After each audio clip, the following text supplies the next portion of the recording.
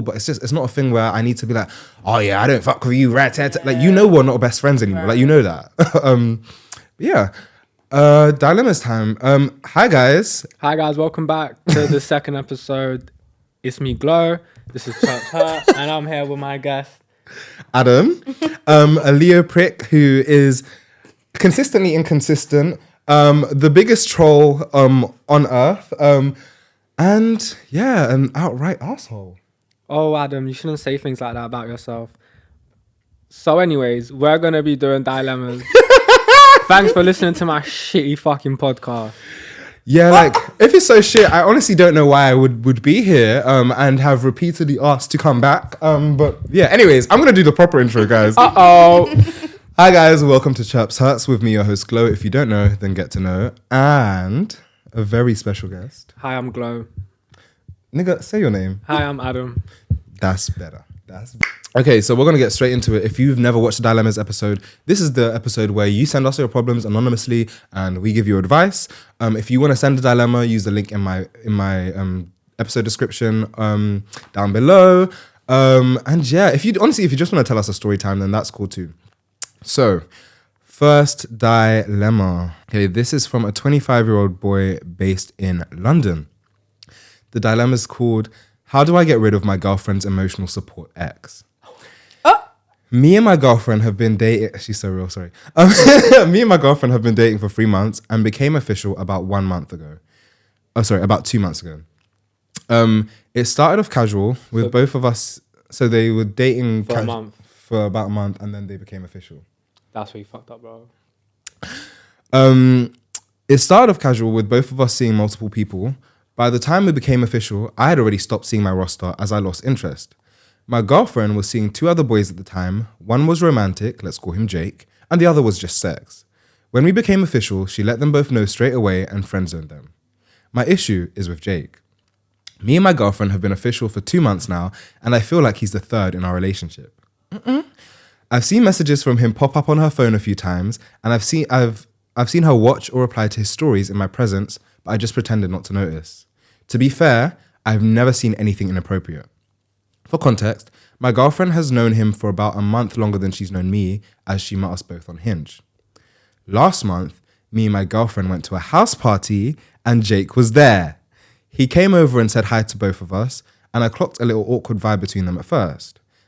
I didn't know who he was, and when I asked my girlfriend about it, she told me that he was the other guy that she had been seeing when we first started dating. I realized that it was the same guy who I'd seen pop up in her DMs. I was very anxious and uncomfortable at first, but Jake was so jokes and lovely to us both that I left the party feeling like I had a bit of a friendship crush on him. Lol. The next day, I had an open dialogue with my girlfriend where I asked her about Jake. She confessed that a couple of days after we became official, she met up with him to exchange belongings and they had a goodbye makeout session. That was the last time she had seen him before the house party, hence the initial awkwardness. I was really upset when she told me about the kiss, and it's made me paranoid about their relationship. One time, I made a snide remark when I saw his name pop up on her phone, so she showed me their DMs to reassure me.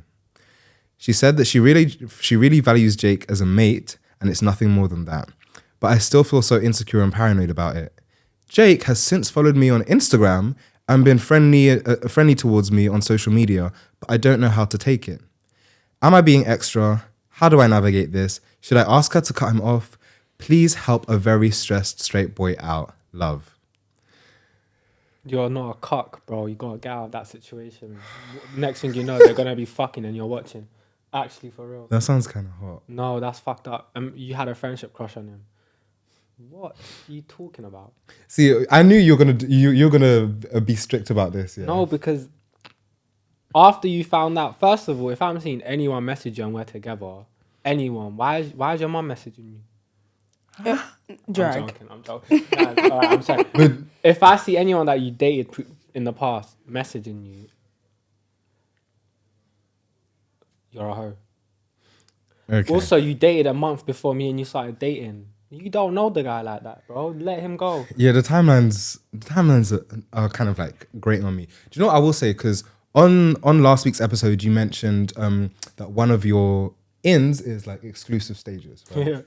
And there was a reason that was on my list as well, but for a slightly different reason.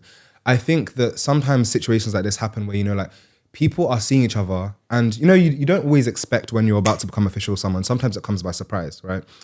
And I've never really understood why some people decide to be exclusive for a bit before they become official.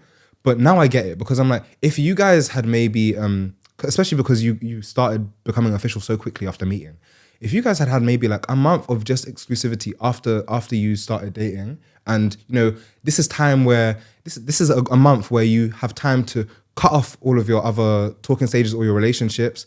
If you need to go collect belongings and like make sure that things are like done, so that by the time that we start this official relationship, there is no unfinished business. There's nobody who's in your DMs who feels like, oh, you owe them something or they've been blindsided. Do you get like a nice like transition period? So I think that maybe you guys might have rushed into a relationship before you had important conversations about what are our expectations. Because for me, if I was you, I would feel anxious. I would feel a bit paranoid. But this is not something where I would.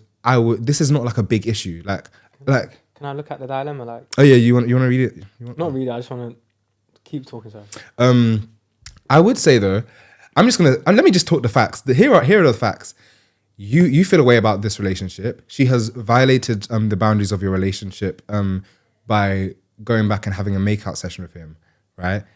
Hear me out. Hear me out. Hear me out. Hear me out. Hear me out. Give her. I can't believe I'm saying this, guys. I don't advocate for cheating at all, but in this instance, if you decide that you want to continue a relationship with her, forget about that makeout session, because I can't lie.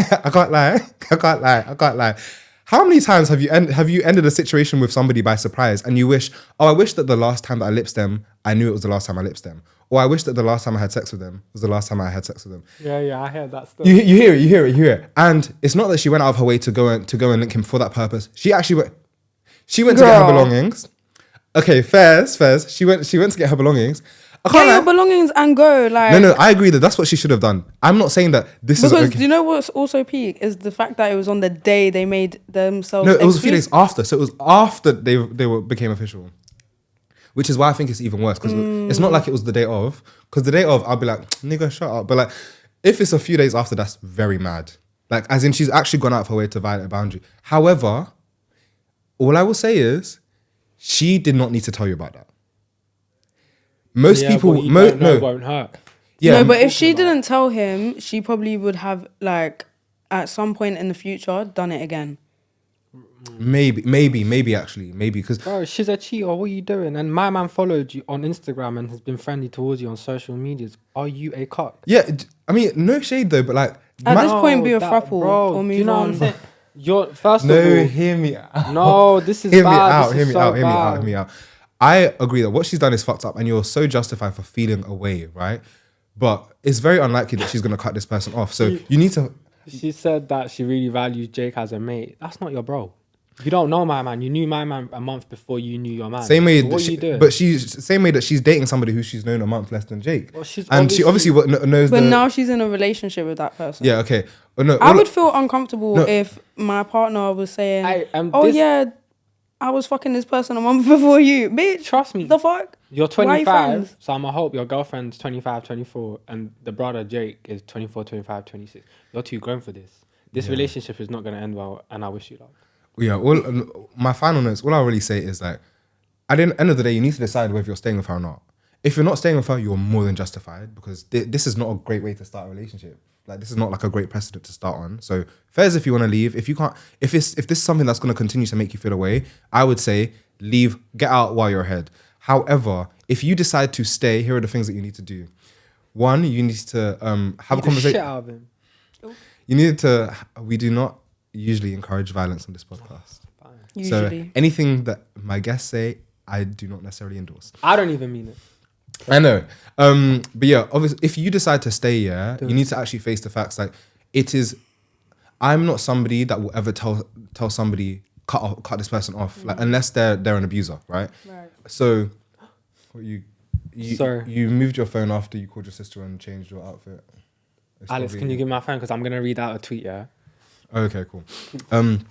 But yeah, if you decide to stay with her, one, you need to accept that Jake is probably still going to be in her life for a bit, especially since, like, if you're telling me that you, man, bumped into him at a party, he's obviously, like, adjacent to you. Like you guys have similar friends and whatnot. There's cameras in here, by the way. Yeah, there's one behind you, so please don't vape. No vaping in the stew. Sorry, I was just coughing. But yeah, I would tell her to have some boundaries. Like, I would never tell someone to cut someone off. Have some boundaries, you know, like I don't need you like making one-on-one plans with him, which he hasn't done, but I'm like, don't do that. Maybe like minimize, like maybe like reduce the amount that you're talking to him. But also I understand that it's like, you know, like when you just become friends with somebody that you've dated, right? Sometimes you both feel a bit awkward, so you kind of overcompensate. Like, I know when I've broken up with people, I make more of an effort to seem nice so that I'm not like upset with them, just to make sure that we're cool. So I think like, so, as you said, you've seen her DMs and there was nothing, there was actually nothing inappropriate between them, like at all. Like, do you know how unlikely that is? The fact that there's nothing inappropriate in the DMs. She's obviously, they fucking unsent the text. Are you dumb? You gotta break this off, my guy. You can't be in this situation. Okay, Adam's saying break it off. I'm saying, I'm not telling you what to do, but I'm saying that if you stay with her, these are facts. You even yourself, you like Jake. You can't even. He's not an op. You like him. You said that you met him at the party. He was really nice to you.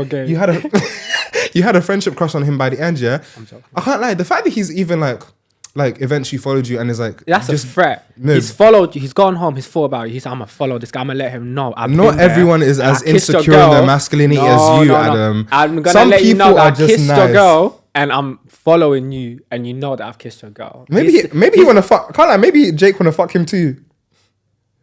I can't lie.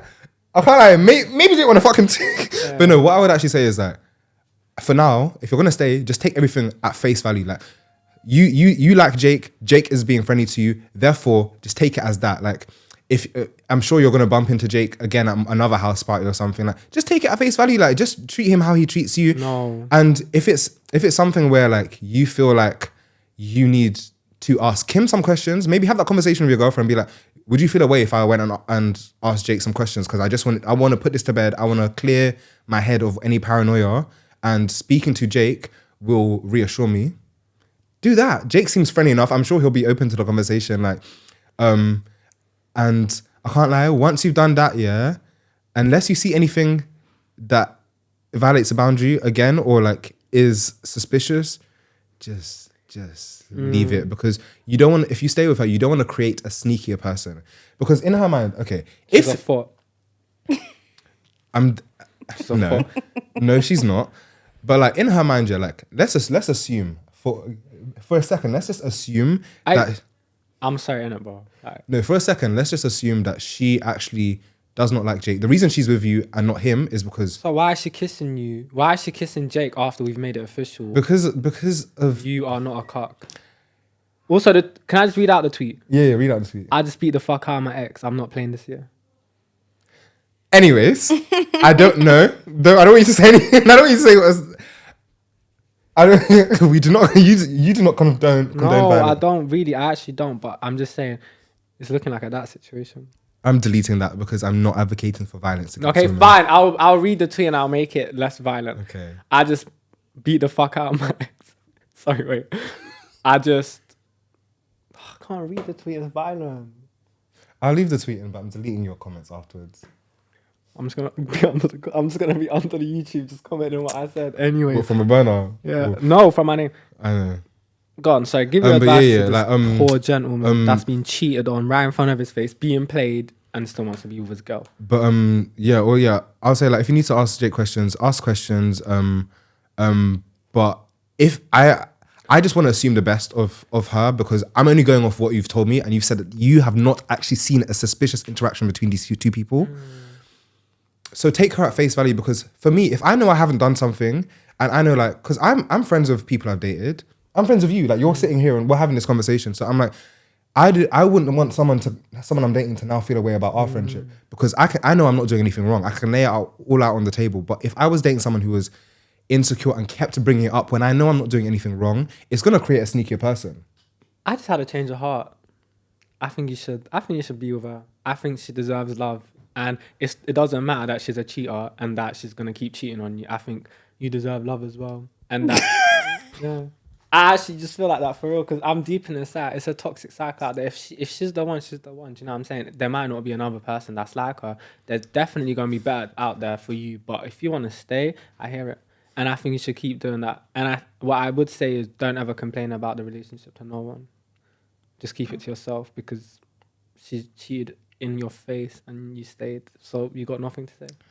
Well, I hope it goes well. Let me know how it goes. And let me know if you guys end up having a threesome because I feel like there's a chance that this might happen. Also, just one better for yourself. I'm just saying. If she's sexy, she's a 10 out of 10, I hear it. If she ain't a 10 out of 10, what are you doing? Honestly, if you're ugly, what are you doing? Like, you shouldn't even be complaining. If you're ugly, don't complain. Stay in your place. Honestly, first, next dilemma, I feel like we're running out of time. So next dilemma, from a 25-year-old girl in London. Title is, I'm in a talking stage of a Nigerian guy for the first time. My condolences, sister. I've dated a fair bit, but I've heard the stories and I've watched the videos about being wary of dating Nigerian men. Being love-bombed and you're one of 5 people on rotation. I'm a pretty independent girl, but this man is tall and pretty handsome and I just don't even know how to approach it. I feel like I should be I feel like I need to be super upfront and have boundaries, but then what's the fun in that? But watch me be crying in 1 month. I don't have time to cry over a man right now. Okay, I don't know what to say to that. I can't say anything to that. Sister, all I'll say is that I feel like you're doing a lot. Like, in the sense, don't get me wrong, I heard the stereotypes. I agree with a lot of the stereotypes. But I'm like, all you've said, you haven't even told me that you guys are intentionally dating. All you've said is you're talking to a man who's like tall and handsome and he just happens to be Nigerian. Have you seen any red flags? No. But because imagine she's white. That's mad. No, imagine she's actually white saying all this. I'm really hoping that you're an ethnic person. Like, but anyways, what I'll say to him is like, if these are things that you're worried about, like Nigerian men are aware of these stereotypes too. We joke about it all the time. Like, I would just bring it up with him and be like, oh, like, hey, like, what are your intentions with me going forward? Like, are you seeing any other people? And ask him all of these questions that you've posed to me and like see his response. Now, obviously, he could lie. But like, if you guys aren't in like a serious relationship, there's no reason that he would feel the need to hide. Like, oh, you're like, I'm casually seeing other people. Like, you know, I've talked to other people here and there. I'm looking for this in a woman. You can then also lay out your expectations and see if you align. Yeah, let me know how it goes. I'm gonna pray for you though. No. Listen, I'm gonna pray for you. I'm gonna pray for you. That's what I'm gonna say. Okay, but no. But on a serious note, just communicate. How old is she? 25. Just communicate. Like, just communicate. Good luck. Next dilemma. 21, she, they, London. Title is, I have a crush, and then the vomit emoji. So I have a fat crush on this smaller artist. Yuck. And it's so serious, it's sickening. It's gotten to the point where I've had a maladaptive daydream about him. For those who don't know what that is, that's just like a very, very intense like daydream where it feels like reality. He's a friend of a friend, and I've been around him in person, but he hasn't noticed me. I'm too scared to move to him, and I feel like my socials ain't good enough for him to take an interest. Could I have some advice on how to move through this? Like, get over the crush, how to progress with this? Anything, please. It feels like you're at that stage of like a crush where you feel like you kind of like have to prove yourself to like the person. It's like you want him to see you. You wish that your socials were like adequate enough. Stop like picking yourself apart. Like, if he's not noticing you, you're just not for him. Or maybe he has noticed you and you're just these are your insecurities talking or whatnot. But you don't know how he feels about you unless you ask. I'm not saying that you should ask. Don't ask. I think if they're in music, don't do it. Yeah, don't ask because but I'm like, he's a friend of a friend and you've been around him in person. Maybe, can you talk to one of your mutual friends and be like... No, don't do it. It's not worth it. Because it's just...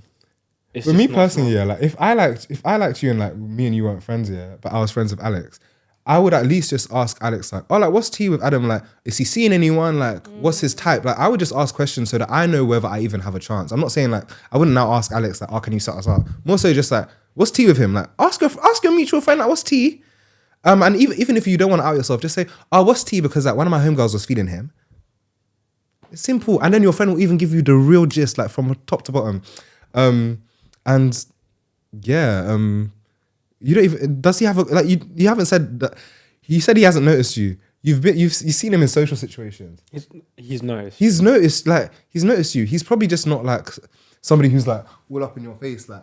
But I'm not gonna lie. If he's obviously a guy, right? Yeah, I feel like men have telltale signs. Yeah, if you think he ain't noticed you, sorry, he ain't noticed you. I can't. And for all you know, like he could be talking to someone else in that social group, like he might be attracted to you, but it's a thing of like he's acting respectful in the social space that he's seen you in. I don't know, these musicians, and if they're men, they'll make it. Oh wait, yeah, I forgot he's a musician. Never mind, scrap that, sister. Move on. Yeah, I'm not gonna lie to you, it's not looking good. How to get over a crush? I think you need to break the delusion. Yeah. So you need to like stop all of this daydreaming, stop all of this picking yourself apart, like wondering, oh, does he like me? Ask your mutual friend about him so that you can break the fantasy that you have of him. Because I promise you, if you're asking about a man, 9 out of 10 times you'll find out something disappointing. And then you'll be like, oh wait, he's actually not that lit. Well, they make music. Yeah. Yeah. That's disappointing. So also, sister, like, I'm joking. You can't be falling out over a musician. I like musicians. Cairo's my fave. Oh no. Cairo is not like the rest of them. No. He's a very different case. But male musicians in general, I dabble, but like to date seriously, you'd need to be a very strong, rare kind of person. Mm-hmm. Like I'd really need to trust you and I know what you're about. But they're fun. They're fun to have I've fun never with. dated a man before. I wouldn't know. Sure. Next dilemma. How to get over him? Get under another person, or honest to God, stop seeing him. Stop going to settings where he's gonna be there, because that's just. It's true. Mute his socials as well. And if you can't stop yourself from doing that, you sound insufferable. If you literally can't have self-control to the point where you're helping yourself, then you got bigger things to deal with. Yeah, sister, mute him, please. Okay, age 27, she, her, UK. Title is, oh, I feel like I'm wasting my best years. Oh, sister. Oh, that's... Hi, guys. First and foremost, just would like to say I love your podcast and only hoping for your podcast to carry on and get bigger. Thank you so much. I really hope that too. Thank you. I'm a 27-year-old. I bought a house on my own 2 years ago. Well done. Because at 27, that's mad, like, for this country. At 25. The 27. But then 2 years ago. Oh, shit, you did that 20. Yeah, you did that, sorry. You did that 25, that's mad, like. A dumb person. I hate a dumb person. Oh, don't say that about yourself. We don't support self-hate on this podcast. I have an all right job, so you'd think I have my life together. But I feel like maybe it was a mistake because I used to live in Manchester, so it was a multicultural place. And to buy my house, I moved 45 minutes away into the countryside because the house I'd got had everything. The house I'd got there had everything I wanted and more. I'm also single, and although I love living on my own and I'm proud of myself for buying the house, I found myself extremely lonely. I'm single on top of this, and it has been 3 years since I've dated. Oh, no, it's been 3 years since I've been in a relationship. I've dated loads of guys in that period, but I just haven't found the one I wanted to be in a relationship with. I've also tried to make friends, but I found it so hard because the town I live in is quite small. Very white populated too, so I feel like I have no community. I have tried Bumble BFFs. I've made a couple friends, but not people I can see every week. And dating apps are just treacherous. I feel quite depressed if I'm honest, because finding a community / friends and a relationship nowadays just feel impossible. I work from home. I can go to the office, but the people I work with are all older men nearing retirement. And the colleagues I get on with I've tried to ask them to do something outside of work, and I've been rejected on multiple occasions, so I feel like, what's even the point? I would like to know if you guys have any tips, because I feel like I might be wasting my best years and it's making me feel worse and worse. I'm just sorry you feel like that. That's actually really sad. I know, I'm like, I wish I could like be her friend, but I'm like, she lives in fuck off nowhere. I actually do have a lot of tips. Say that. She really feels bad. I actually do have tips. You said you work from home. Bless. Pay for, you live 45 minutes from Manchester. Pay for a subscription to a co-working space in Manchester, in central Manchester. Make it part of your routine where at least like a couple times a week, you'll get your ass up. Even if you have to wake up early to do that 45-minute journey, you'll get up early, you'll go and work from a co-working space. You'll meet loads of different people every day. You'll see people of all races, of all like walks of life. I'm sure you'll make friends there, that kind of stuff. Like, and also just forcing yourself to be in the city. I'm sure like you might find a favorite food spot and meet someone there. You might like find like a new social club, or you might make friends. Do you get what I'm trying to say? Like, just like strategically position, the same way that when you want to find a man, you strategically position yourself. You need to strategically position yourself to find friends and connections. You see the man part, yeah?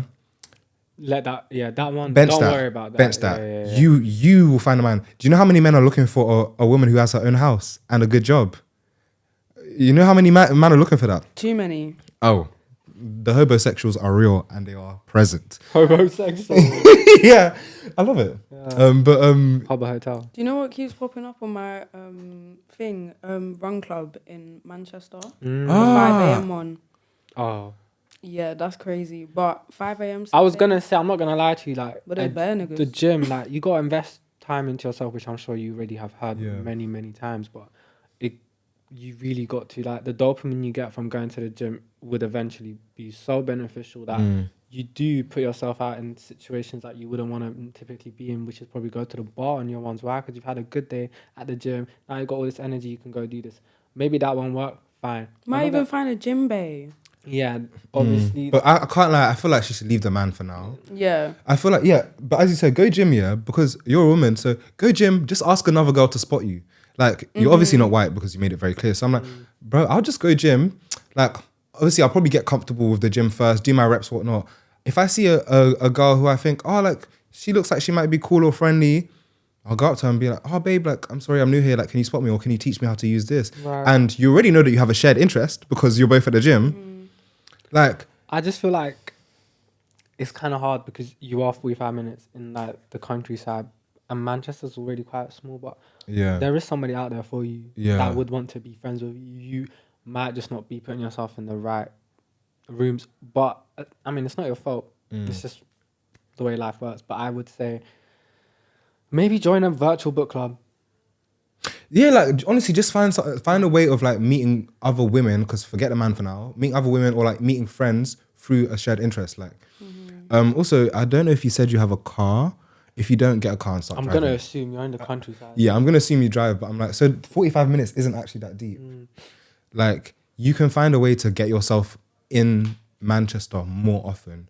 Because I know other people who are in a similar situation and they have lit social lives. Like, or go get your... I got a friend out in Manny, shout out Julia, like, she does nails in Manchester. Go get your nails done from someone that's got a studio that you found on Instagram. Then they can be a nail tech. Then you can go get your nails done consistently. Then you become friends. Go get your eyelashes done. Go invest in yourself. Look fly, look good. And then maybe get a man. Yeah. Also, you said that when you've asked, like, your co-workers that you get along with to hang out, like, you get rejected. I don't want it to be a thing of, like, I need you to do this thing where it's like, you decide what you want to do. Like, if it's like, I want to go to the club on Saturday, I'm going to the club, I'm going to this event. Invite people. If they don't follow through, you need to still go. Yeah. Like, you need to still go. Because if you're sitting at home lonely and not following through with plans because you're waiting on other people to give you a yes, like, it's not really gonna happen, and you're gonna keep being disappointed because your expectations are being, your expectations aren't being met. But I'm like, as you said, like, if you make a gym friend and then you make, like, a nail tech friend and then you make a book club friend, there's no reason why you can't say to yourself, oh, I want to go to girls' night at this club. Invite all 3 of them. Maybe 2 of them won't come, but one might, or one might, they might not be able to come, but at least they'll know, oh, this is someone who's interested in hanging out with me, and they might make plans with you in future. Do you get, like, I'm trying to get you to build a rapport. But if you're genuinely struggling with all of that and you've tried all of that, I'm not going to lie to you, like, you got to find peace within yourself to understand that being alone is the most freeing thing ever. And if that's something you're struggling with, you got to get a therapist. Yeah, honestly, I think having talking therapy would definitely help. Definitely, because that's some dark shit that you're feeling, and it's so real. Everyone goes through that eventually. Whether we're in London and living with, like, 20 fucking people in a yard or not, like, we all feel lonely at some points. But if you're that far out, that really is, your situation isn't helping. But you sound like you're living a good life, you got a good job, so just remember you're doing really well. So you got to invest in yourself, and that really just comes with therapy. You got to understand, you got to gain these tools that you can use, because right now it sounds like you're battling yourself. Yeah. And if you're always feeling lonely at home, honestly, like, if you can afford it, when you're ready to implement the things that we've set in place, I would even dedicate, like, one week here where, if you can afford it, again, get an Airbnb in Manchester. I decide that this week I'm gonna go Manchester. I'm gonna work from inner city Manchester. I'm gonna go work in a co-working space or in, like, a cafe or something. I'm gonna go to new spaces, try new food spots, blah blah, so that you're really giving yourself the best chance to meet people. And And obviously, yeah, if you're using dating apps, yeah, still continue to use dating apps. Like if you're in Manchester, when you do visit Manchester, use dating apps. Try and link up with people. As you said, you're using Bumble BFFs. Get a pet. Yeah, if that's a bit, you get a pet. Like get a pet. Honestly, yeah. But yeah, I really hope that advice was helpful. Let me know how it goes. I really want to hear about you making some friends and yeah. Good luck. Yeah. I think we have time for like one more. She, her, age 24, London. Title is Autism and Hyperfixations. Ciao, tell me about it. I'm autistic and I get hyperfixated on people, particularly my close friends. I was fixated on my close friend and a couple months ago, I snapped at them over nothing and I figured it was down to my attachment, clinginess and fixations on them. I have made amends and this friendship is in a better place now, but I feel like this hyperfixation, in brackets, favorite person, is just a part of who I am and it will be a thing when it comes to future people I meet. I don't know how to break free of it and I'm worried I won't be able to have healthy enough close attachments to people in the future, whether it be platonic or romantic. My fixation includes spending hours flicking through the person's photos, which interferes with the things I have to do daily. Oh my God. I feel like I have... I'm sorry. I feel like I have little control of it. Any ideas on what I can do?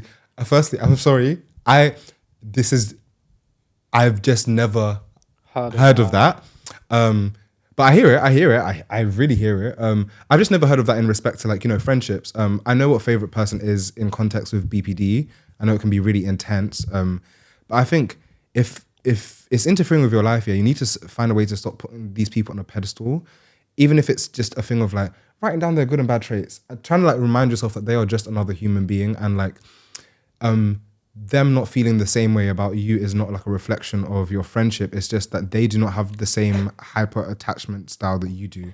Also, maybe talking to your friends about, because like, I've had friends who like have felt insecure about like their strong attachments to me, and when they've expressed it, I'm like, I can reassure them. I'm like, oh, you're not weird for feeling like this. Like, it's just like a symptom of your mental health. Like, we are friends. Like, I really like our friendship. Like, but like, I'm a human being. Like, I'm not a god. Like, so, like, just remember that I'm a human being, and don't feel away if you feel like the hyperfixation isn't returned. Also, this is definitely one for a therapist. Like, no tea, no shade, because I don't want to accidentally give you bad advice and then make you worse. Well, I'm thinking now that after I laughed at you, I feel really bad, and I started thinking, you know what, I get it, because when I make new friends, I might be excited that I've just made friends with this really nice person. So, you know, I'll be talking about them a lot. This has happened with multiple people, but I'm not flicking through their pictures. Yeah. So I definitely say you got to gain some self-composure there. I know you're on the spectrum, I get it, but you got to stop yourself when you know you're doing it, because that is deemed to be a bit creepy. If I found out that you're fixating on me and you're going through my pictures, I would be a bit wary of the fact that you're doing that, because I'll be like, that's making me feel uncomfortable. And that you got to respect. Like, not everyone's going to sit there and be, oh, I understand. But I definitely think we can't help you. Yeah. Like, I actually don't think we can help you. There's nothing I can say that's going to help. There's nothing that he can say that's going to help. And there's nothing that they can say that's going to help. What I would say is stop flicking through people's pictures. Unless you got a crush on them. I'm so sorry. Yeah, I'm considering, because obviously hyperfixations on friends are normal. Like, as you said, like when I make new friends, like I have friendship crushes. Like, I will, you know, check respond to the person's social media more often, or I might like talk to them more. Friendship crushes. Or shout out Jake. Shout out Jake. I might be a bit more like excited about them, or like think about them a lot more. But if it's a thing where you feel like you're obsessed, then I would generally consider, like, one, do I have like a romantic crush on this person? You actually might not. But also, if it's like something to do with an unhealthy attachment style, you don't want to set yourself up for failure, because by obsessing over this person, you're just creating a situation where all they can really do is disappoint you, because they will never be able to match that energy. And they shouldn't, because it's obviously unhealthy for you. But yeah, I'll say, yeah, talk to your friend about it. Maybe you'll talk to your friend about it. They'll reassure you, and then all of a sudden you won't feel obsessed with them anymore. Also, please get a hobby, like all shade, like gym. Get a hobby, like find a new TV show, maybe even a TV show that you can. How old are they? 24. If this is something you've been doing your whole life, like, I really think at a certain point you go go to fucking therapy. Like, if you've been doing this since you've been 12, yeah, or like 14, you know, whatever, why are you not worried that this is the type of person you are? I'm so confused. You BTS. said oh yeah. You said thanks. You said that you feel like you have little control over it. So or like I would definitely see if you can like talk to people about it. Like there's so many online forums where other autistic people are sharing their experiences. Like you might see somebody tell a story that makes you realize something or helps you a bit more with somebody who's a bit more experienced with this. Because obviously I'm autistic, but like I wouldn't say that I've experienced a hyperfixation on a person to this extent. Maybe once or twice, but those are people I was like kind of like romantically obsessed with. But like, yeah, like find a hobby. Remind yourself that they're a human. Go on autistic forums and seek like therapy as well. Also, in terms of it interfering with your life, get one of those apps that only allows you to be on a certain app for a certain amount of time. If it's generally that serious where it's interfering with your actual life, yeah, you like set a timer. You cannot spend more than 30 minutes on the Photos app today. Like I can't it sounds mad, yeah, but these are the things that we need to do to like really like take control of our lives. And you said that you have no control of your life right now, so prevent yourself from being able to be on the Photos app for that long, or delete the photos of them, or maybe mute their story for a week and see how you feel after that. Do you get like you need to like put barriers in place that stop you from being able to ruminate over this person for so long. Just calm down. Yeah, honestly, like set up appointments or phone calls or things with like other people so that you don't have as much time to like obsess over this person. Like I actually don't know what advice I can give you. I'm so sorry. Yeah, I think that's a very layered one, and having autism doesn't help. Do you know what I mean? Like there's so many things that I do. It's so easy to fixate on shit. Yeah, it's ADHD. I know nothing can help. But yeah, I hope that was helpful. Please let me know. Let me know if you figure out any like things that help you, because I would love to share them with the audience on the next episode. Because it might help someone else, might help me in future. Who knows? But guys, thank you so much for tuning into this week's episode of Chirpse podcast. If you enjoyed it, like please, guys, share the episodes on social media, because like in terms of like outreach, I'm doing this all by myself. I don't pay for ads. Like I do not pay for promo. Like you should definitely pay for ads though. Oh no, like I will start doing that, but it's like I want to like be consistent for a bit and see what my numbers are without promo. Also, I kind of like having like a word of mouth community, because it's like the people who lock in really do lock in. But like I'm at that point now where I'm like, I need my community to expand, but I want it to be as organic as possible. But boost your post, babe, because even people that come through for piercings, like people that I would just think are word of mouth, there are people that are like, no, I saw your ad, but that's my regular babes that I would have thought I would see at PP or... Do you know what I'm saying? Yeah, I'm going to start like boosting, like, you know, like when I post like reels and stuff, like clips from the pod, I'm going to start boosting those. Because it will target accounts that are similar to pages that already follow you. Yeah.